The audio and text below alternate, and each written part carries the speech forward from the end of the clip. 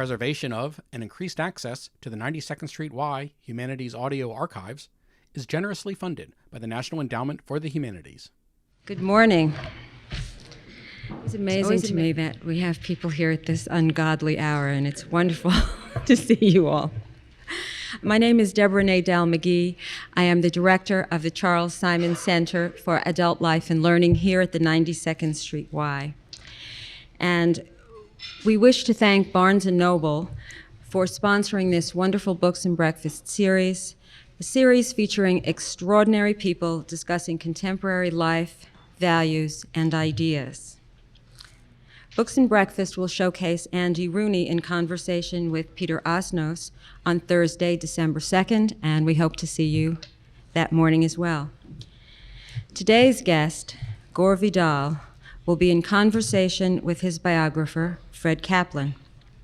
Novelist, essayist, historian, comic satirist, provocateur, actor, can go on and on and on. Gore Vidal has been both a participant in and spectator at the centers of American power. No other 20th century figure has had such a profound effect in the worlds of literature, drama, film, politics, historical debate, and the culture wars. Fred Kaplan is Distinguished Professor of English Literature at Queens College and the Graduate Center of the City University of New York. He has held Guggenheim and National Endowment for the Arts fellowships. A critically acclaimed biographer, he is currently at work on a biography of Mark Twain.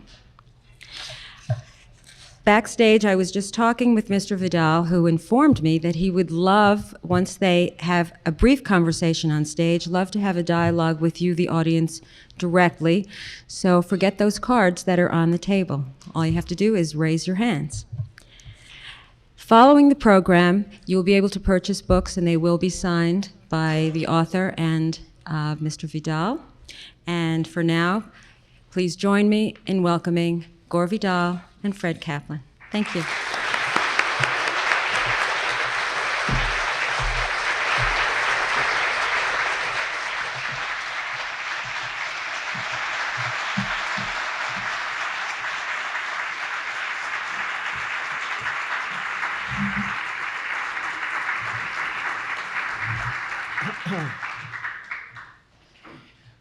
Good morning. Thank you for being here at this early hour, at this morning of golden light.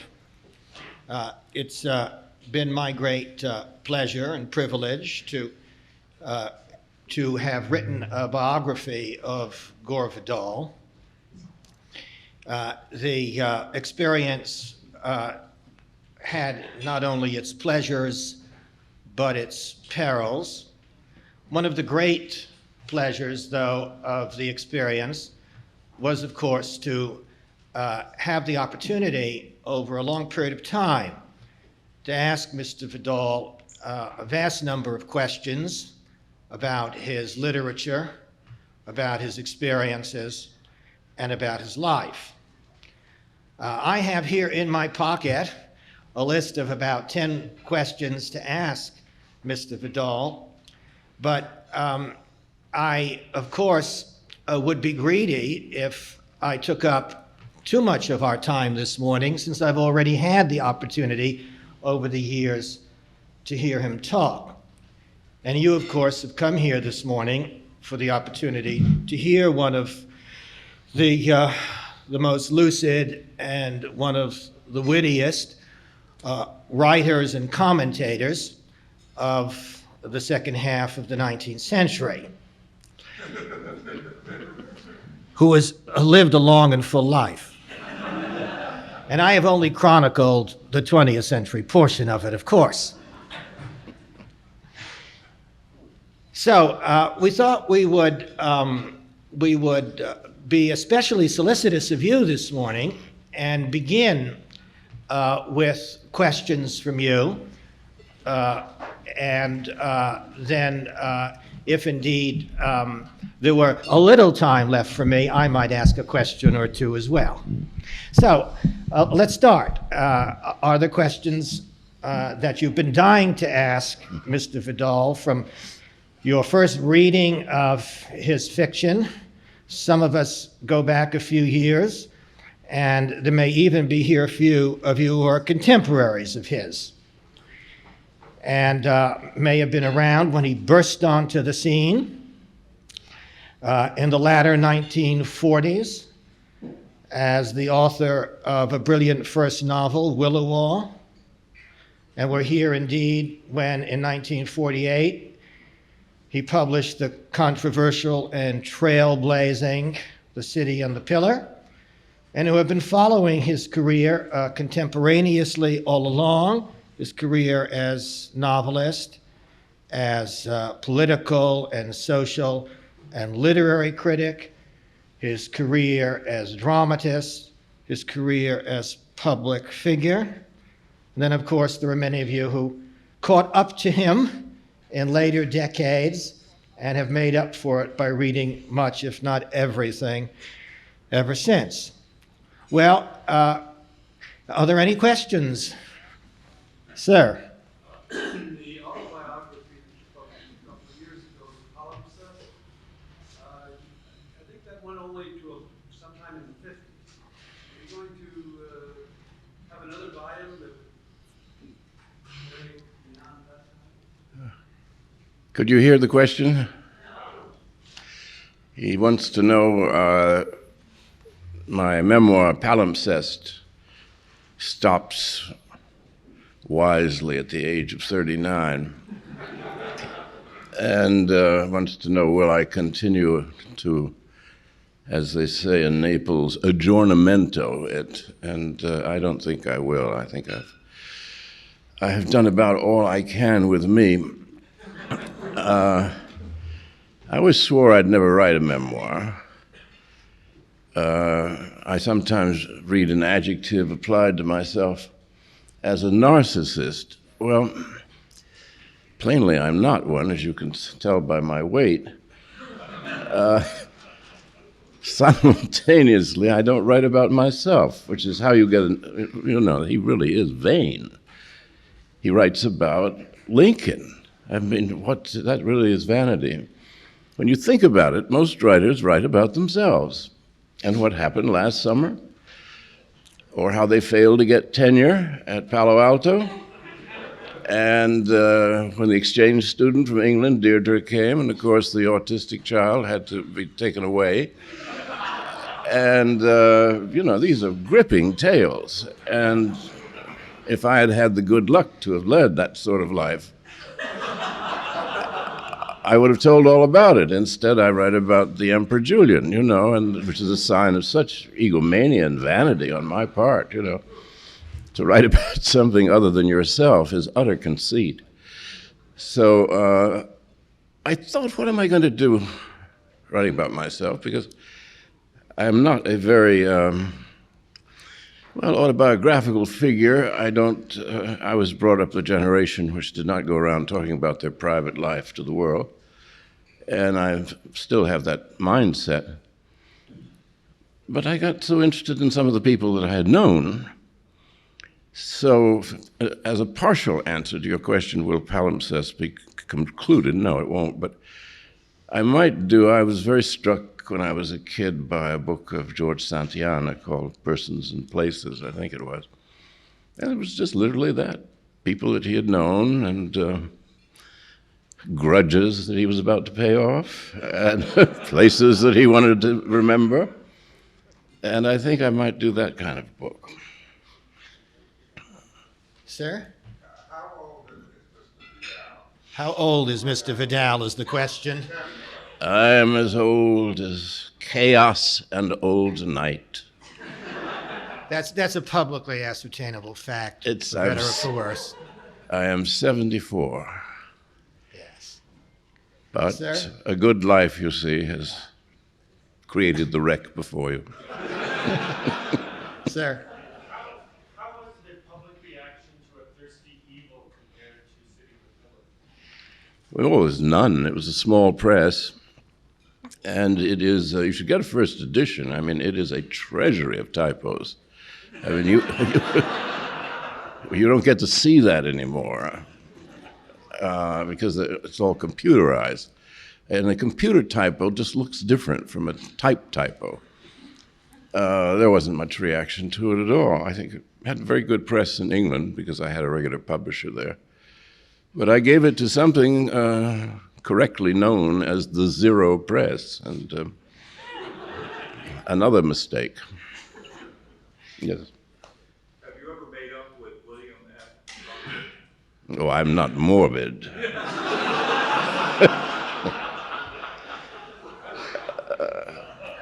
No, that was a rare treat, our debates in Chicago and Miami in '68.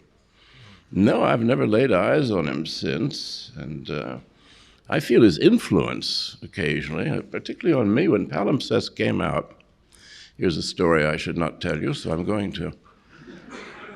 When it was published, it received the most mysterious, venomous review from Christopher Lehman Haupt. And he generally varies it. He'll do one book, he'll do a good review, the next one he'll do a bad review. He just goes back and forth to try and show that how well balanced he is, as most hyphenates are.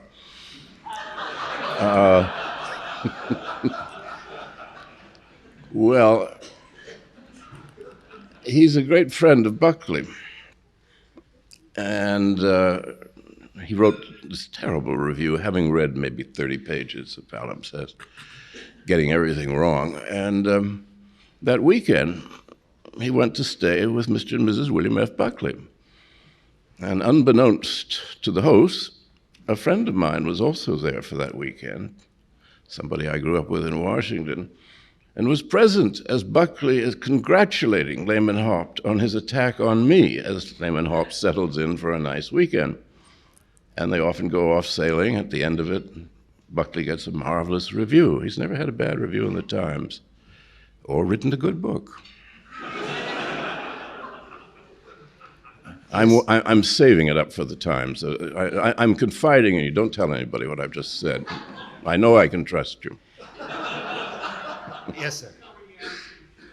We can't hear you. Can you speak a little louder, please? What was your reaction when Pat Buchanan, the unrestricted Nixonite, started having a worldview that was similar to your own when it came to the powers that be in this country and how they had decimated certain sections of our economy? Well, I was, you're always happy, even when Stalin or Hitler take up some of your ideas, but what he stumbled upon, and he is a reader of mine, I know that, and my whole subject basically has been how we got rid of the Republic in 1950, thank you, Harry Truman and Dean Acheson, and replaced it with what is now we laughingly call a global empire, and how the people have been excluded totally from government and from decision-making. And this has been going on certainly since Pearl Harbor. Well, the people basically are isolationists. Now, by that I mean that they don't believe we must have no relations with other countries. They believe we should stay out of wars because the people get killed in the wars. The rulers, who are bankers, the Eastern establishment, and so on, rather like these wars, and they go to great trouble to watch Woodrow Wilson at it. I've written book after book on this subject.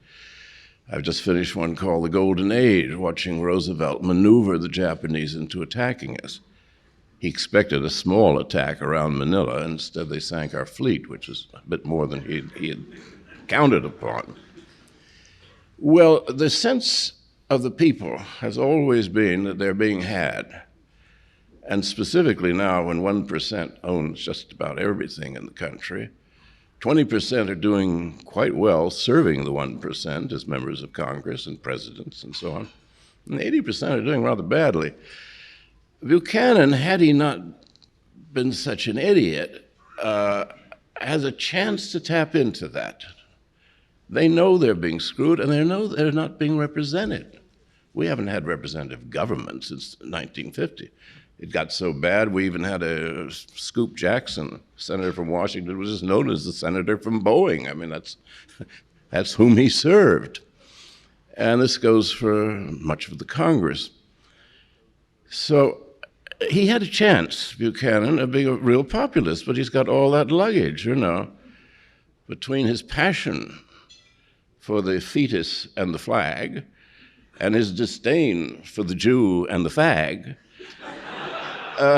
He's overloaded, So there is my message being carried by a rather dirty messenger. In most of your essays and in your writings, you've shown a great sense of concern and involvement in what's going on in America, government, local levels, and yet you've chosen to locate yourself in Italy. I'm just curious, first of all, why did you move to another continent? Number two, how has that being overseas affected or influenced your view of what's going on in America? Well, I don't think it's affected it at all, after all. Voltaire quite wisely lived on the Franco-Swiss border. So he could always slip across the border to another room of his house when things got too hot in France and also in Switzerland. I think you need a place outside, and you need a place to think in. If I were here, there's a funny story Noam Chomsky was telling about. He went to the dentist, and the dentist said, your teeth are fine, but you've got to stop grinding them. He said, I don't grind my teeth. He said, well, you do. The enamel is wearing off. And his wife was along, and the dentist said, well, you were around him. Maybe he does it in his sleep. She said, no, he doesn't grind his teeth. Well, this became a great mystery in the Chomsky household. And finally, one morning, his wife was having breakfast with him, and the second that he picked up the New York Times, I would have no teeth left if I lived here. As for the view of, we watch CNN over there. We read the International Herald Tribune, which has the worst of the New York Times in it, and the LA Times, the Washington Post. I get all the propaganda. It all comes to me. Geography isn't that important anymore. I'm 8 hours away, except yesterday, which took me 30 hours to get from Naples here. What a joy that was. I'll tell you all about it, too.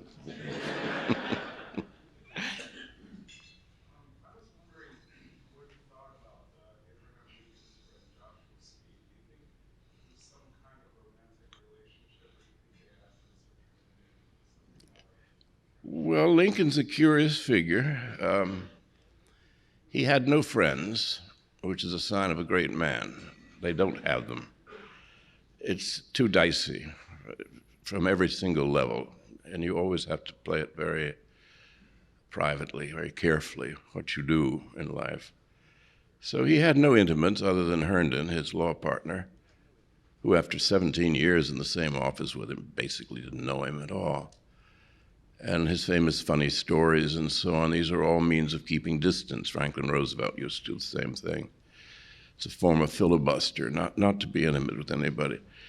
However, he shared a bed, as they called it then, innocently, with Joshua Speed, a handsome young lawyer from Kentucky. And I always thought that Speed was the only person that he had been in love with. There's no history of Lincoln at all with women, other than, he got syphilis when he was about 29. And there's a very funny story Herndon tells on him that in Springfield, Lincoln just said something, do you know any girls around? And I said, well, there's one in a boarding house down near the Capitol. Here's her address. So Lincoln goes down there and asks how much, and she said, $3. And he said, oh, God, that's more than I've got. And they chatted a bit. Oh, she said, come on, I'll do it for nothing. And Herndon said how typical of Lincoln that he was able to get it for nothing, without paying. As for the love life, he was fascinated by Mary Todd because he was marrying above his station, which many great men do. Jeffrey Gore called it hypergamy. And if you are hypergamous, you're just going to marry in a class higher than your own to advance yourself. And he did not realize, of course, how mentally ill she was. That came later. But yes, I do think there is something in the Joshua Speed story, but I'm the only writer who can't say it. Yes.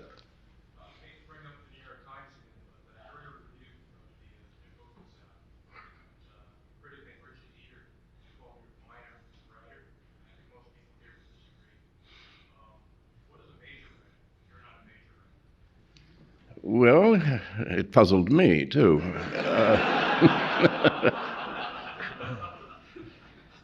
I mean, you never underestimate the sheer hatred that the New York Times has for certain people.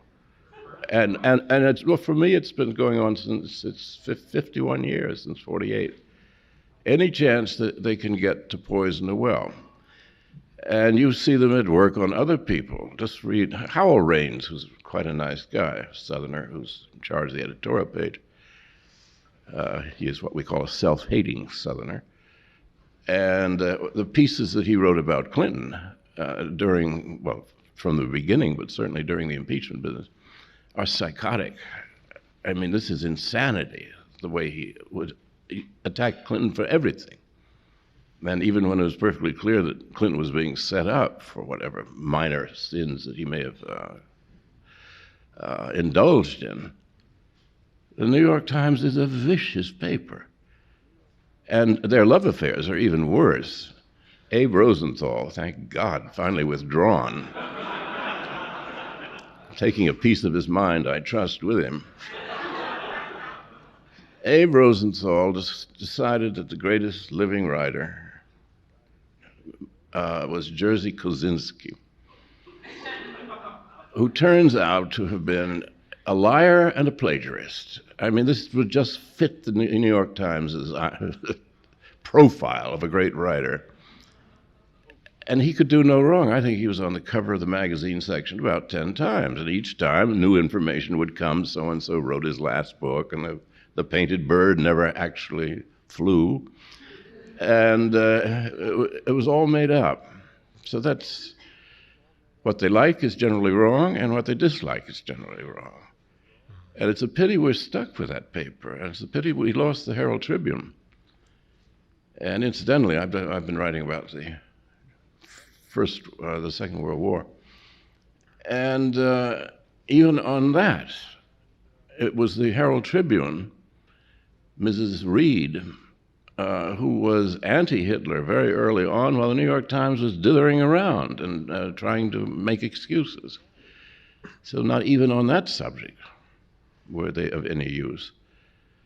However, the internet buries all.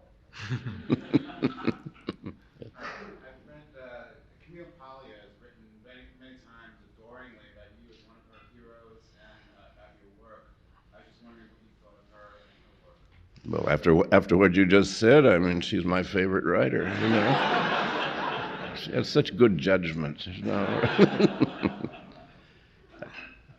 Yeah.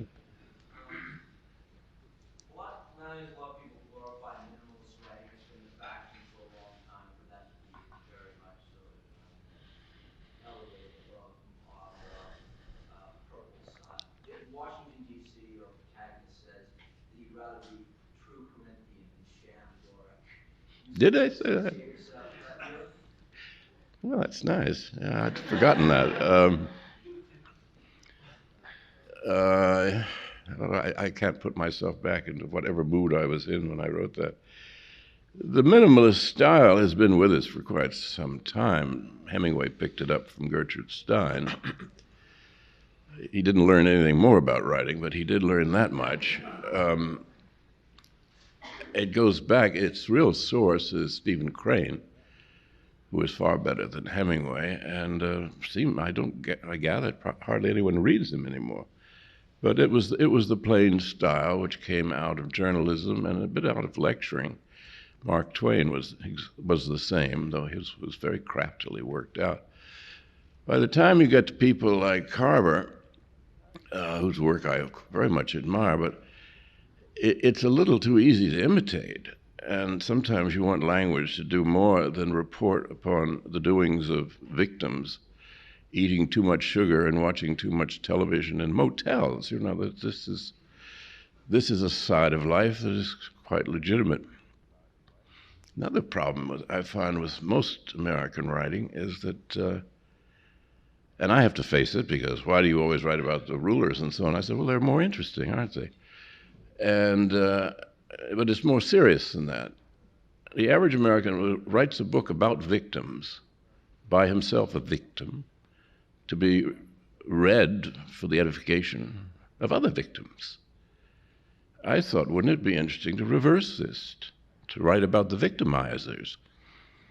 We've always wanted to know what the rulers were like. This starts with Aeschylus and works its way to Dante, down to Shakespeare, down to Tolstoy. It was only in the 19th century we got this addiction, because what we were writing, they weren't real novels. They were morality tales. The lower orders had been taught to read over the dead body of people like Thomas Love Peacock, who said this is a great mistake. If they read, they're going to get ideas. If they get ideas, they're going to overthrow the ruling class. And in a sense, he was quite correct. But they taught them to read because they had to handle new machinery. And what do you give them to read? Well, you teach them to be faithful to their wives, get married young, so they have hostages to fortune. They will have to do work that they don't want to do, because you can fire them and throw them out in the street. Then you write tracts so that they don't become drunks, and so forth and so on. And the novel today is still following moral tracts, sermons. And that's why we have so many searches for identity. And you could have told the writer when he started, I got your identity right on the first page, you know. Do we need to know more? This is a question for both of you. Have you found any contradictions or disagreements between the autobiography and the biography? Well, now comes the great confession. I have not read the biography. And so I don't know. Fred occasionally tells me there are going to be things you don't like in it. I said, all the more reason for me not to read it, isn't it? I'm not eager to read about myself at best, and try to avoid reviews and that sort of thing. It's what other people think of you really isn't your business, it's their business. And they have my sympathy. Now, I'll respond just very briefly to the aspect of that question that deals with factual discrepancies. Gore, at the outset of Palimpsest, rather cleverly excuses himself from the responsibility to be factually accurate by saying, this is not an autobiography, this is a memoir, and then creates a definition of autobiography and memoir that's very appropriate for the purpose, but hardly to be found in any dictionary other than his own. And his definition of a memoir is that it's essentially impressionistic and relies on memory and impression, and consequently it need not do any specific research in regard to making sure that an event happened at a particular time in a particular place or whatever that may be, as opposed to an autobiography, which he posits has to do that. Well, of course, as a biographer, I have an important responsibility to fact and truth insofar as it can be determined. So, yes, there are numbers of things in Palimpsest that are not factually accurate. And in the that I silently correct in the memoir without drawing attention to the fact that it's inaccurate in Palimpsest. Now, these things that I silently correct in the biography are not central to what Palimpsest is about by any means, and doesn't affect the value and the shape and the power of the book. Yes, Gore? I was about to say that Palimpsest is a metaphor for memory. And memory is a very tricky thing, as everyone knows. We all have our problems with it. And as you remember something, let's say you broke your leg when you were 10 years old, and suddenly you remember that occasion. Well, what you're remembering is not the 10-year-old memory of it. You're remembering the last time you remembered it. So let's say you've thought about it 100 times. Each time you think about it, it begins to alter. And that is the nature of memory. And that's what I'm dealing in. I'm not being inauthentic in any way. What I remember, I think, is exactly right. And while we're on the subject, Fred, my sister has only 3 children, not 4. You will Yes, not find a I mistake. introduce inaccuracies of my own, no doubt. Yeah. This was reportage, not evaluation. Qualitative assessments, like what do you think was the best day or days or week of your life, and what would you think would be the best period of his life? Oh, well. Well, obviously, this morning is the high point. Ditto? Yes, sir. I think that many people believe that the publishing of City in the Pillar was a seminal event, both in your life and in the United States. How would you characterize what happened to your social life after that? Well,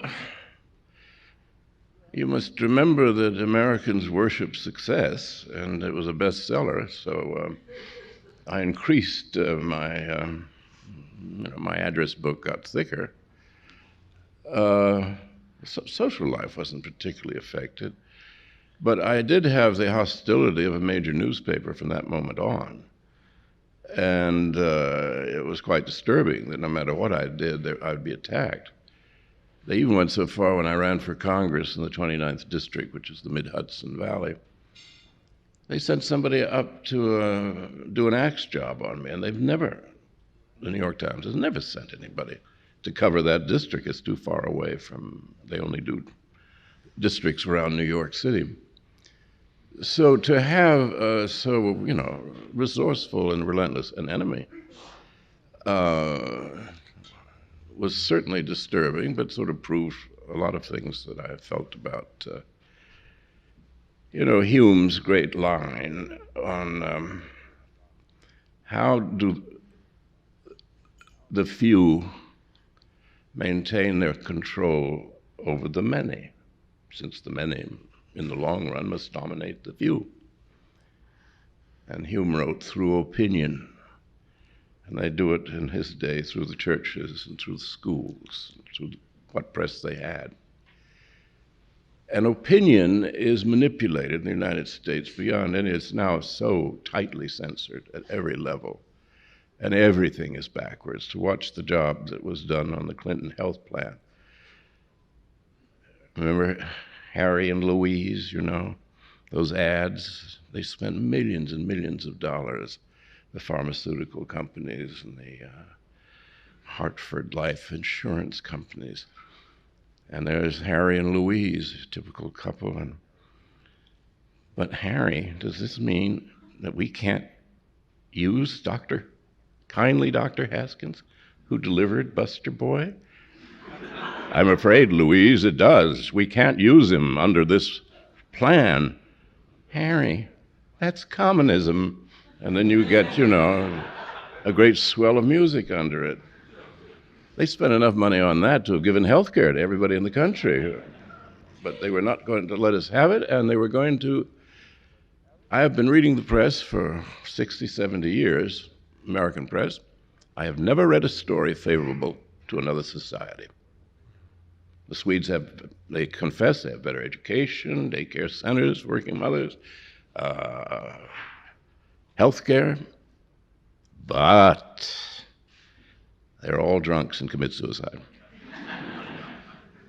Everybody is trashed by our media, and that is how our opinion, has driven most people away from voting at all, or encourages them, stimulates them into voting against their own interests, which is brilliant. I mean, it is a brilliant ruling class. Let's give credit where credit's due.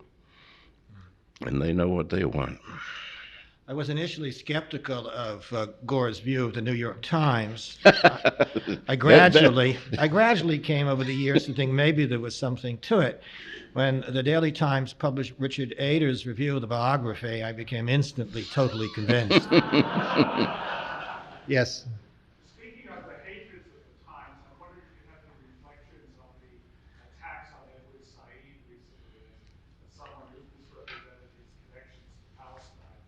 And beyond that, I wonder what your reflections these days might be on the Arab-Israeli conflict and its place in American life, American life. Well, Said is an old friend, and I'm a great admirer of his. And he is a truthful man, and I think the defense has been perfectly good, but unfortunately it's only in places like The Nation. It does not get the circulation that a major newspaper could give it. He is indeed a Palestinian, and the fact that the house belonged to his aunt and not to his father, well, he's never been clear about who owned it, except that he was born in it and lived in it. Every lie that you could tell, we've seen this disinformation at work at many different levels in American life, and I thought that the Said thing was peculiarly disgusting. And why at this moment, when things are looking up in that troubled part of the world between the two sides, and the Likudites seem to be on the defensive, and the Peace Now people, I don't think they call themselves that anymore, but they are in a sort of ascendant. What was the need for this? And I suspect it was to make trouble, to make the peace process just fall apart. Not that it needs much pushing, but it's certainly the Said affair was not absently done. And I am for peace and for Said.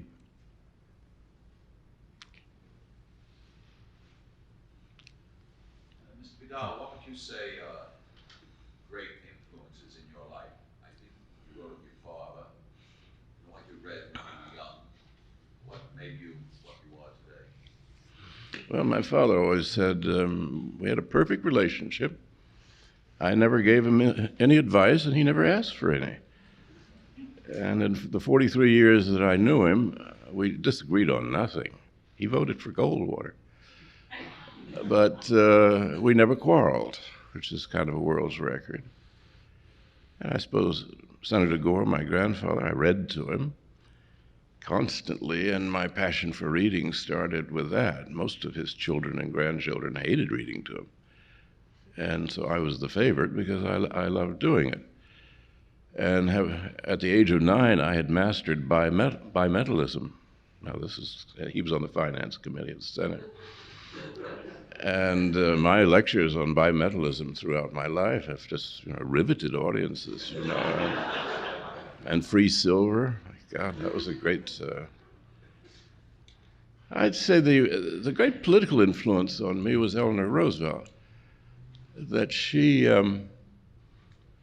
was a real killer, and this sweet old granny, and well, dear, people are what they are. You can't change them. But she believed that if you explained things to the people clearly, that they would come round to voting for their own interests. That was one of her subjects. And if you pointed out what the situation was, it was one of the reasons that both she and Franklin spoke so slowly, unlike Cousin Albert, who takes it for granted that there is no working brain out there in the audience. But part of it was, tonight the news is all bad. We have lost Singapore. We are losing the war. Now, the presidents say that. We've never lost a war since then. And he just came right out and just said, this is a mess that we're in. And it was done slowly and clearly. They had a whole theory about speech making. And she asked me after Kennedy became president, she said, you've got to get him to a voice coach because he talks too quickly. And people miss most of what he said. I think that's what he intends. But She said, no, he's got to speak. She said, I've got a very good coach. And she gave me the name. And I passed it on to him, but he didn't go in for it. But and she said, it did wonders with me. And then she quickly said, now, I know my voice isn't very good, but she said it was a lot worse. Was not your mother a considerable influence? Well, negative influences, I suppose, play their part in lives. I would say the reason I never got married was observing marriage in action with her. I thought if that can happen to somebody as nice as my father, my God, what's going to happen to me? So I steered clear. I liked Santayana. I only met him 3-4 times. It's a convent of the Blue Nuns in Rome in '48. And he was doing death so well. It's very important how you do death. And he said, I live as if I were already dead. And he lived in a little cell in this convent. And he had a bed and a bookshelf with about 6 copies of his own books.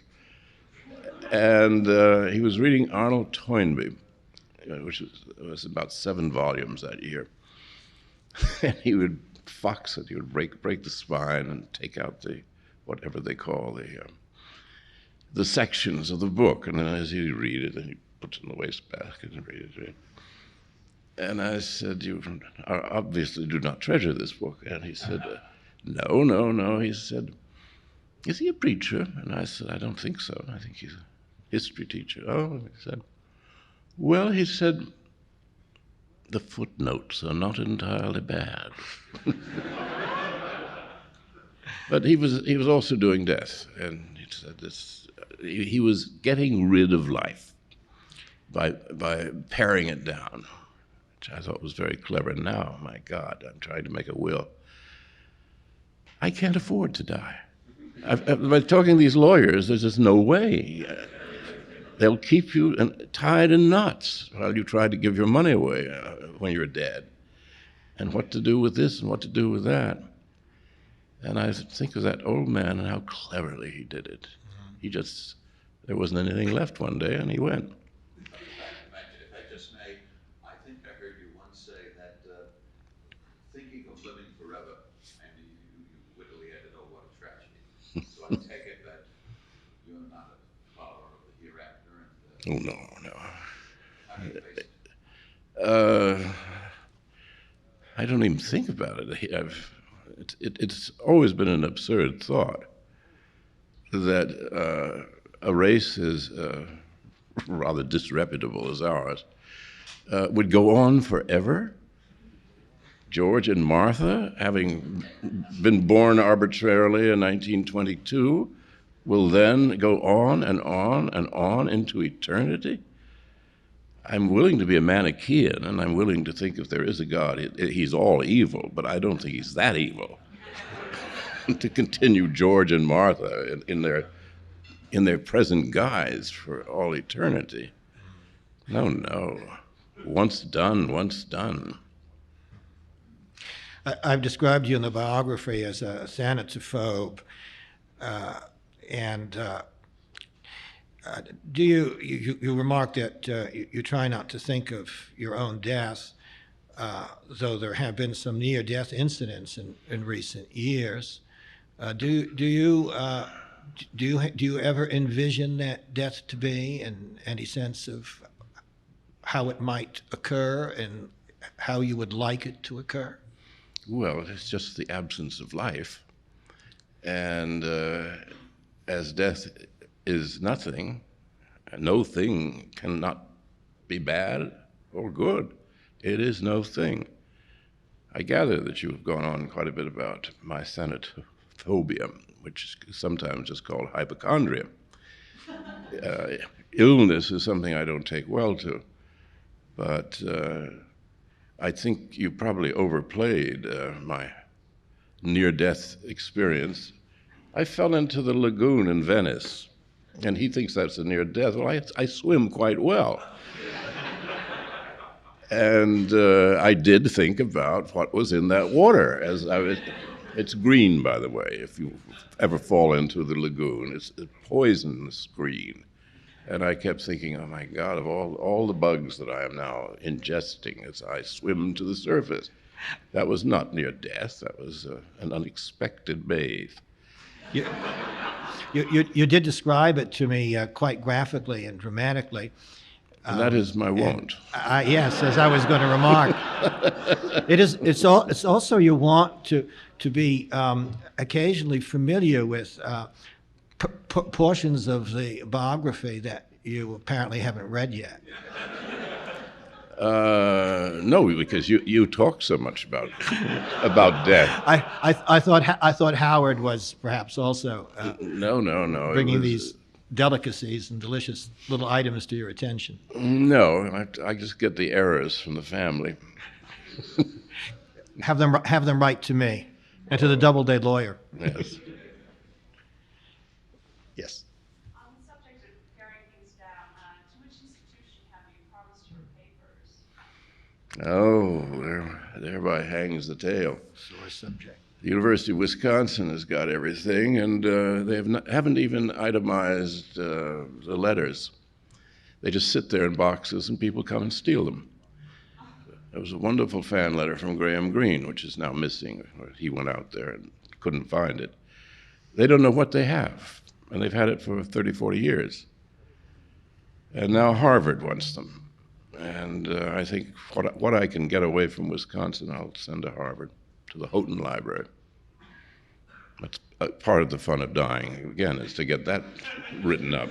Yeah. Will Caroline Sanford appear in the Golden Age?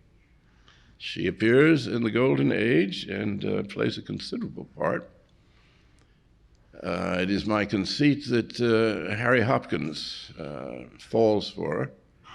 And she's been a friend of Franklin and Eleanor Roosevelt since the First World War. So she goes to stay in the White House, which at the time of Pearl Harbor, which gives me a first-hand look at the place during a continuing crisis. And they make a good couple, Harry Hopkins and she, and he was a great friend of my father. So it's odd to be writing about people that you actually knew when you were a kid, who seemed very old to you, but writing about them when they were younger. And Caroline is very much in the book, and she makes her exit in the book, too. She rides on ahead, Fred, is the expression I'm using this year. She crosses the shining river. Yes, sir. Could you just talk a little bit about the state of affairs for gays in America, and is there what's going on and what you think about it? Well, it's a lot of irrelevance is going on. There was an interview, Larry Kramer interviewed me a few years ago, and I was terribly polite, I thought. But he seems to think that there is such a thing as a gay person, and I don't. Sex is a continuum. You do this, you do that, this at a certain time, that at a certain time. As my father once said, and when he read about the Kinsey Report, he said, there's an awful lot of nothing going on, too. I would say things are bad in a somewhat different way from 50 years ago. People have convinced themselves that there is such a category. Well, if you do, it's a false category. And no other culture goes in for it to the extent that Northern Europe. We get a lot of it from Puritan England. Germany went in for this as an identity, but by and large, Latin people just think it's absurd and don't know what people are carrying on about. And that may well be that I find myself much more comfortable among Latins than I do among Northern Europeans. They seem to be more real. But if you have nothing in common with somebody what did Eleanor Roosevelt and Roy Cohn have in common, other than each liked his own sex? I can't think of anything that Roy and Eleanor had in common. And I would say that they would have not much to say to each other either if they were going to talk about Joe McCarthy, who played on several teams. This is what Larry Kramer just didn't get through his head. You know, they did a poll of high school students recently, and they said, you know, whom do you most admire? These high school senior boys. Most admire, and what do you most want to do, and so on. And there's a lot of expected answers. And what was one thing you would most like not to be? And they said a faggot. And I quoted this in an interview recently, and I said, thanks a lot, Larry. You really have done great work out there.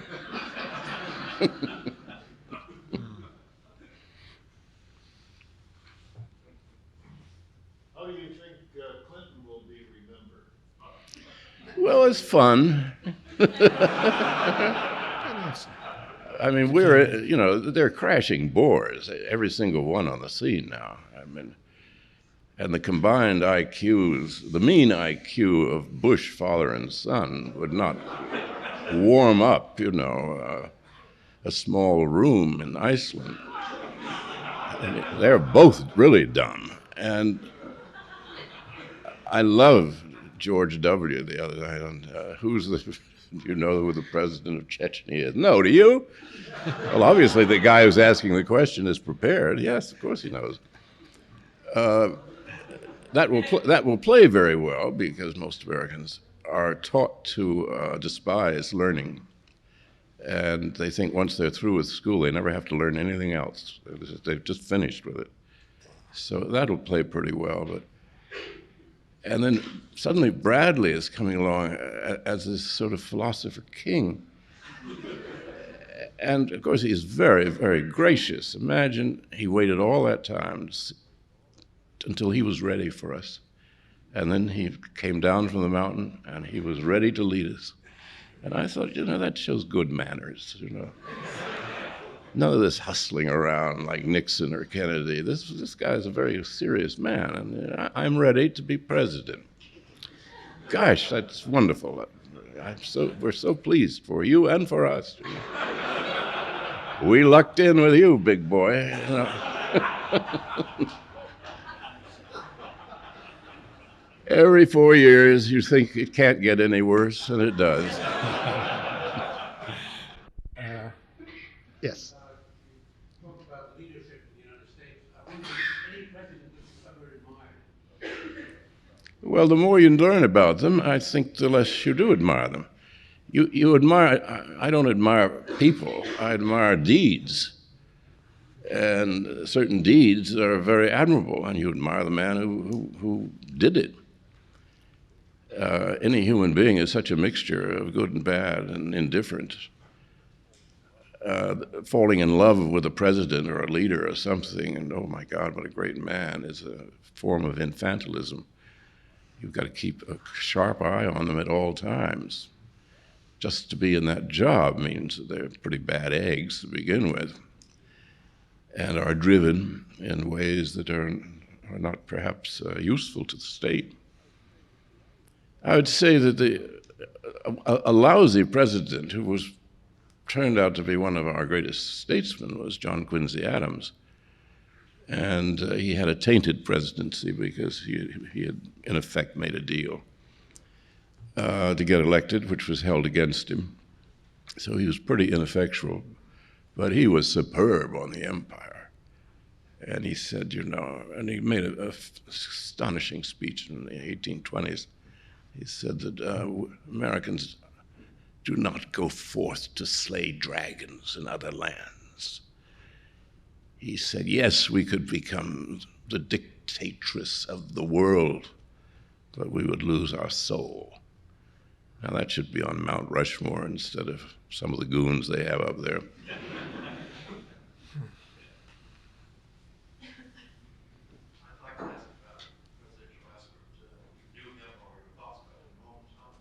Oh, Norman Thomas. I've been writing about him in the Golden Age. He was very noble, and of course lived long enough to see his entire program taken over by others.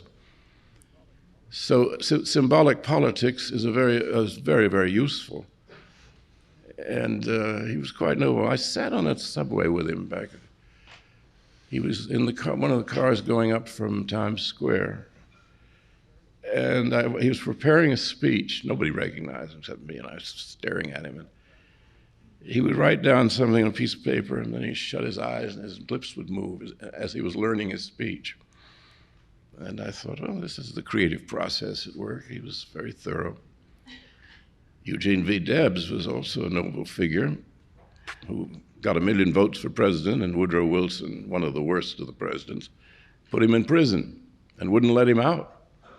And it wasn't until Warren Harding, one of the nicest presidents, came into office that he freed Eugene V. Debs.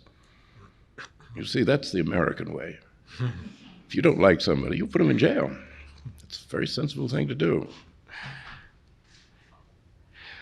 What do you think of Hillary Clinton as a candidate for the U.S. Senate? And if you were a voter in New York State and she ran, would you vote for her? Oh, yeah. I like her. She's very bright. After all, when you think of what else is in the Senate, I mean, she isn't running for George Washington. You know, I would have thought, and so advised her advisors, that she would be better off probably going out to Illinois, becoming governor, because you're stuck here with the most poisonous press on earth. Forget the New York Times. There's a lot of other bad press here. A junior senator from New York, they know where to find you. Just as you enter the Capitol, well, what do you think about abortion today, Senator? And, you know, she's going to have to talk about the fetus every single day, you know. What about the trimester, Senator? I mean, you know, you should have that 10,000 times. Governor can hide behind the state troopers, you know. It's like being president. And it's a great power base, Chicago and the Midwest. But it didn't work out like that, apparently.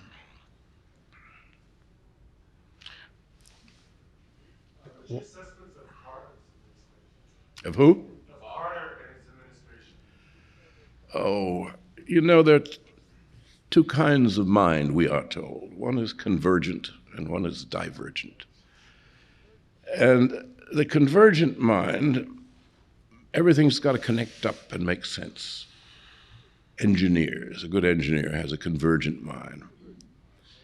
A divergent mind knows nothing connects up. And they make the best writers, creative people, and the best politicians. Franklin Roosevelt, you know, couldn't balance a checkbook, but he had a great divergent mind. He went quickly in new directions. Carter was an engineer from Annapolis, and that says it all. He was constantly trying to put things together. I was cursing him all day yesterday because it was he who deregulated the airlines. And I just, the horror of traveling today, we can wrap around his throat because he did it. Don't you think the honesty that he had is what the country needed right after I was with there was a wonderfully witty senator called Frank Church, and I was with him when the day after Carter made that unfortunate speech that if elected president, I will never lie to you. And Frank Church said he would deny the very nature of politics.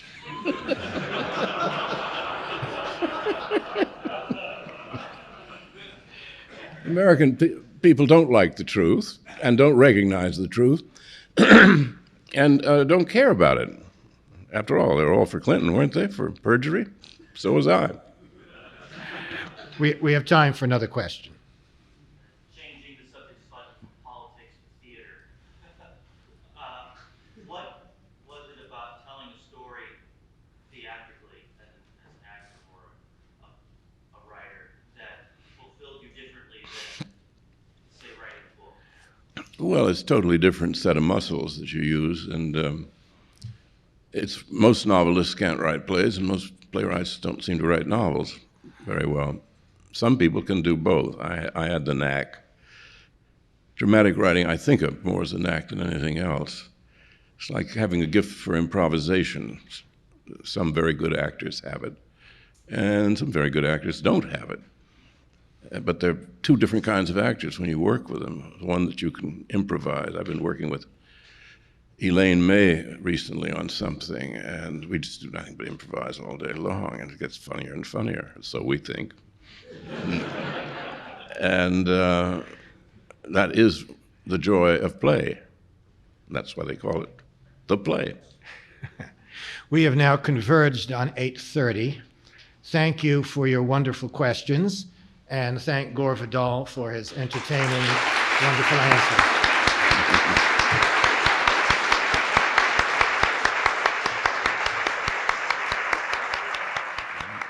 Thanks for listening. For more information on the 92nd Street Y, New York, and all of our programs, please visit us at 92ny.org.